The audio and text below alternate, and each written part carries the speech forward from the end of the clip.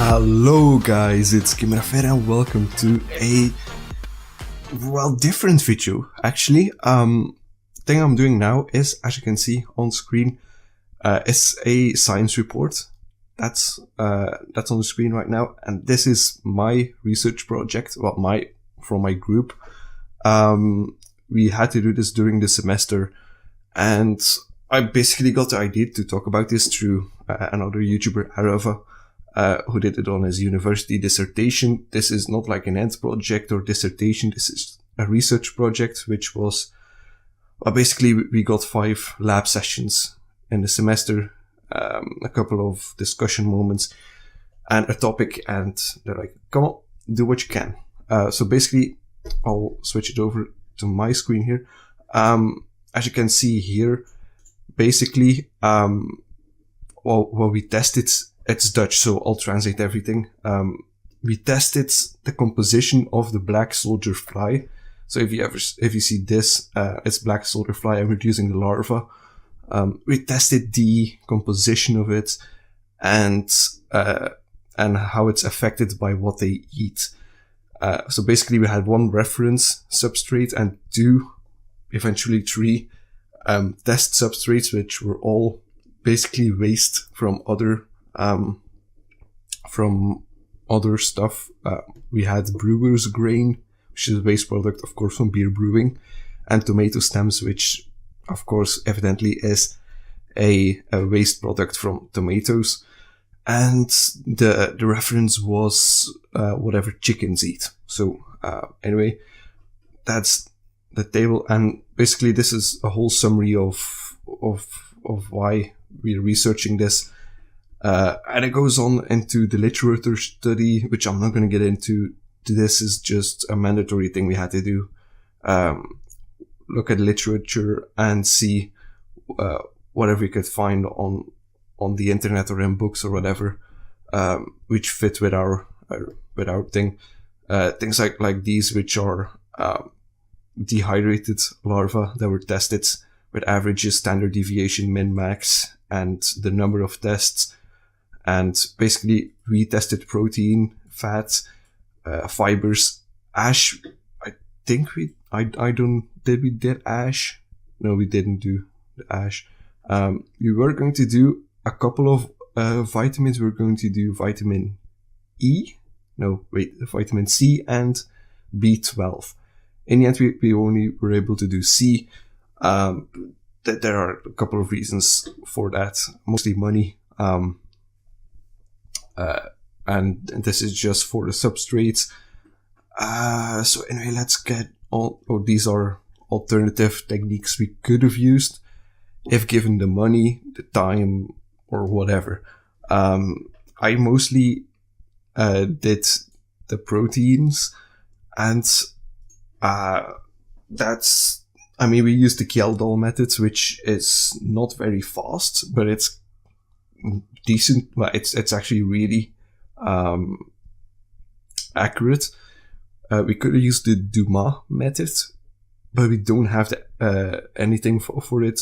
For that, you need something to heat it to 1,000 degrees to separate gases. So we don't have it, and we could have given it to another laboratory, but that would have cost a lot of money, and we wouldn't have done anything on it, so that would have been useless to us. Could have also used a couple of other things, such as ultraviolet visible spectrum spectrophotometry, which measures tyrosine, tryptophan, and phenylalanine. But that's, it's difficult to quantify that, because every protein has a different amount of those, and we don't exactly know the perfect protein composition of the larva, so it's impossible to accurately calculate it into a quantity that's present in the larva. But you could do it for known proteins, like if you could search how much tyrosine, tryptophan, and phenylalanine there is in, for example, albumin, and you just measure it on 280 nanometers, and you can calculate it and find out how many albumin you have. So yeah, that's basically just a couple of calculations here explaining it.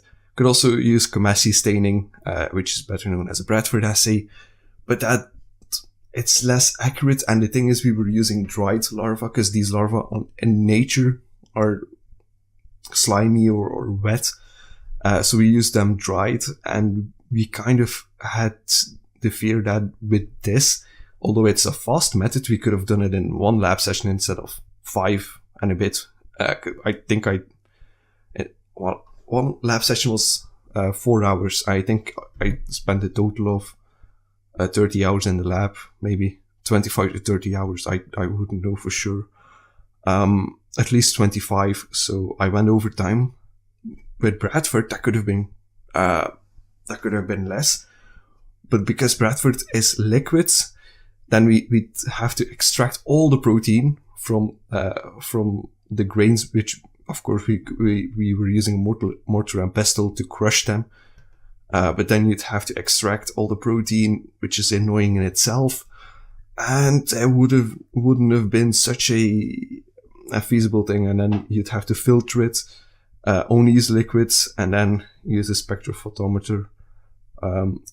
And yeah, it just would have been a real hassle. And then we'd have to compare that to a standard of either bovine immunoglobulin G or bovine serum albumin. But that's, again, an annoying thing to do with dilutions. It's not the hardest thing in the world. It's actually pretty easy, but still, it's a hassle. And this is another colorimetric method. Now for fat, we used a rotavap. We were planning on using a Soxlet. We were given the protocol for rotavap, so that's what we ended up doing. Vitamin C, only real way is by titrating with DCPIP. Could have used HPLC, but that's like €1,000 per column. So that was a no-go. ELISA would have been possible with competitive inhibition. But again, antibodies are really expensive, so out of the question. Dietary fibers. We used a kit from a company, and there are other methods. I don't really know anything about those. Someone else did it. As I said, we were with 4. So yeah, anyway, getting into the materials and methods. Actually, how long? Oh, I spent a lot of time on stuff I said I wouldn't talk about. That's typically me. So anyway, first off, the Kjeldal method. Basically, principle is you've got your protein, you put that in and concentrated sulfuric acid with a catalyzer. Catalyzer usually is with selenium. That doesn't really matter. Then you heat it up to I won't say it was 400 degrees Celsius, and which makes the proteins break down into ammonium, and then after it you're left with just a tiny bit of liquid. I think your full protein sample goes into the 11 milliliters, I think, of sulfuric acid, and then you do what's it called? I'll just go to here because it's the same. So yeah, destruction, I just explained it, 400 degrees for 1 hour. Then you add about a quarter of a liter of water. Have to be careful with it because I mean it's hot, so the water will evaporate, and you might get cooking water on you if you're not careful. So we always wore rubber gloves to protect ourselves from those, from not only the water, but mostly from the acid. Because if the acid were to get on your hands, that was I think 94% sulfuric acid. That's going to eat through your skin. So no, we didn't want it. Could cause nasty burns. I mean, the water could. After that step, you had a distillation. Distillation, basically, we wanted to get ammonium out of the sulfuric acid, bind it to boric acid. So basically, I don't have I don't really have a chemical reaction. But where is it? Here, basically, you've you've got the, so first off, you transform the ammonium into ammoniac, and that's highly, it's a gas. So basically, you want to transport it to your tube and insert it under the liquids, in your glass thing with your boric acid, and that will make this, which is liquid. So, it's liquid and it's basic. So, we're going to do titration with, we used, I think 0.1 molar of HCl. I don't know the English name for it. I mean, what do you expect on Belgian? So yeah, basically titration changes from this pretty color to this pretty color. There we go. There's safety procedures, which you had to keep. So yeah, anyway, next up is a extraction, for fat. Basically you use organic compounds to extract the fat from the larva or the substrate. And, then, yeah, there's a whole protocol for it. I didn't do this. I didn't follow it that closely because, I mean, this and protein was the two big things we had going on. So these all took all 5 lab sessions, and the dietary fiber took 3. Vitamin C, I think 2. TLC we did on 2 labs, but that was like 5 minutes of work. So yeah, anyway, so there's a full protocol for this, with a couple of pictures. And then for the extraction itself, there's also, I think, cause this is like the preparation. This is rotofab preparation, and then you got extraction and the safety procedures. Dry matter, basically you dry it, and, once all the water is evaporated, you can quantify it and turn that into a percentage of, dry matter. Simple as that. Water activity, basically the higher it is, the easier it is for microorganisms to grow in it. I think as of 0.7 AW, fungi grow 0.8, yeast, and 0.9 is bacteria. Don't quote me on it. But basically, as we were working with dried, substances, that was never an issue. I think the highest we had was like something like 0.3, so it wasn't that important. Dietary fibers, basically for this, the thing that was happening is, the larva eat from the substrate, which is already decently high in fiber, and they digest it, and what they excrete through their feces or whatever is higher, percentage wise higher in fibers, because they can't digest, most fibers. So, what ended up happening is that the substrates before the larva and after the larva, had been enriched in fibers, because they take stuff that they can digest and can't digest, and they excrete what they can't digest, and the waste. So percentage wise, fibers go up, and we'll see that when we get to the results. There's a whole thing with it. Basically, the protocol, it's a decently short protocol, but the thing is, you just add enzymes that break down some stuff, and then we had a part go into into the ash, the ash measurement, and the other part I did in the Kjeldal, and combine those two, and you got a total dietary fiber number. And after it's thin layer chromatography, I was more involved in this next to protein. I think I helped my mate with this. Basically, you've got a couple of components in the larva. You can extract them, for example, with here dichloromethane and diethyl ether, or however you pronounce it. I don't know. I barely have to say stuff like this in English, so I don't even know how you say it. Ether, whatever. Basically, you can extract those, put them on a TLC, and let's actually take the protocol here.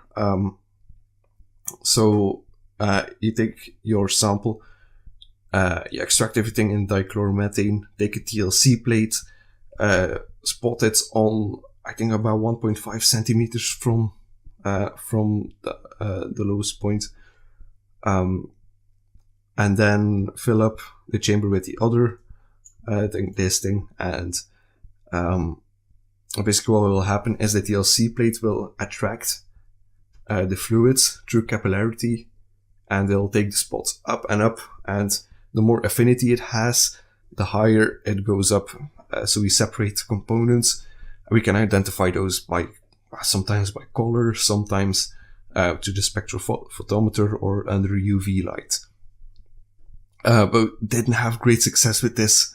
But we had a couple of ideas of what it could have been. I'll get to that later. Vitamin C, this is a reaction. DCPIP changes to this, and vitamin C, which is ascorbic acid. That's basically the reaction. It changes color, whatever. So that's all the experiments we did. Then for the results, starting off with Kjeldal substrate, before that was here we have the chicken food, brewer's grain tomato stems, and that's a mix from tomato stems and chicken food, because apparently on tomatoes they can't really get a lot of nutrition out of it, and they started to cannibalize each other. Great. So we mixed it with chicken food, and that kind of solved the problem, because they take most of their stuff out of the chicken food and some out of tomato, but that's like there as a fallback for them. So highest percentage of protein was in brewer's grain by a long shot, but when we compare it with substrate after, it's not a high increase, a decrease. So they didn't take a lot out of it. More so with chicken and tomato increased, because larvae are protein rich, and they cannibalized each other, so they died, and we were able to see in the samples there were bits of larvae in it. So yeah, anyway, this is for the larvae. Brewer's grain and chicken food are about equal. I think through ANOVA we determined that the difference was not significant, and it's practically the same, so you can see these as equal, and this one is lower, frankly. So basically this is what I just said, but just with more numbers. Fat wise, I'll just go to this discount. Wait, yeah, this one is correct. Basically, see, fat will decrease in substrates except for tomato again. And okay, discount, this one, pardon me, that's a mistake. So yeah, basically, that's a percentage in the larva, highest in chicken food. Okay. Dry matter, pretty high along everything. So yeah, that was to be expected with the samples being dried. Water activity, yeah, highest is like 0.58, or these are just control samples. These were like small cakes, and this was protein powder, which actually does have a pretty high water activity level. Fibers, good. Yeah, I don't know a lot about these again. As I said, this isn't what I did in the research project, but if you know more of it, here it is. Total percentage weight-wise, percentage weight to weight, highest is in chicken food. So, yeah, anyway, then vitamin C. Yeah, these are just all written out. Basically, there's most in tomato, which is to be expected as it's a plant. And then TLC, we had a couple of lines. This is under UV light. We didn't have a lot of things, but the substances that we thought were going to be in there after we saw that, we thought about it. mostly just alkanes, alkenes, dienes. I expected to get retinol out of it. Didn't really get any. So here with line number 5, it's very apolar. So we thought it might be carotenoids because it was yellowish, and there was a fast degradation. So that would explain. Well, that could mean it's a carotenoid. Number 3, it could be the pigment lutein, again yellow color. And 1, 2, and 4 were only UV lights, and we didn't really have any clue to what they could be. So yeah, and then there's a conclusion, basically concluding that brewer's grain is about equal across the line to brewer's grain. Basically, they're equal results about. So and also concluding that tomato stems are shit, and tomato stems coupled with chicken food is decent. So yeah, then the mandatory bibliography. So yeah, that's basically it. I do hope you enjoyed. My name is Kimirafer as always, and signing off. See ya.